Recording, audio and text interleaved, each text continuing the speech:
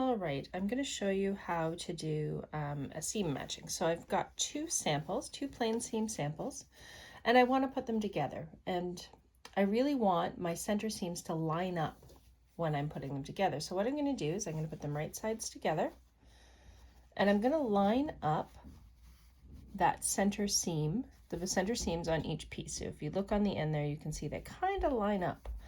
I'm going to stick a pin through them to make sure they line up. And you can see when I put the pin through the first seam on one side, it doesn't line up perfectly on the other. So I'm just going to unpin that and move the pin over and put it right through the center seam on this piece.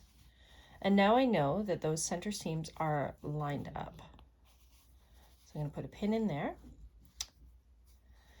And then I'll put a couple other pins just to make sure everything lines up. Don't worry if it doesn't line up 100%. The edges, because again, I was working with what I had. There we go. So I'm lined up. I'm going to put this on my machine on the 15 line. That's where my pink tape is. Oops. There we go. I'm going to start a little bit in as always, and I'm going to back stitch.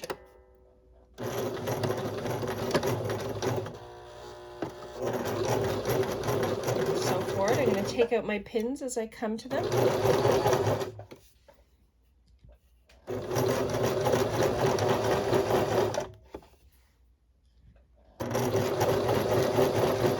And then I'm going to back stitch the other end.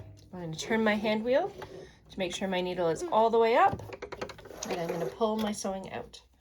And now, when I finger press this open, when I finger press this open, you'll notice the line across the center lines up mostly. All right, so I hope that helped.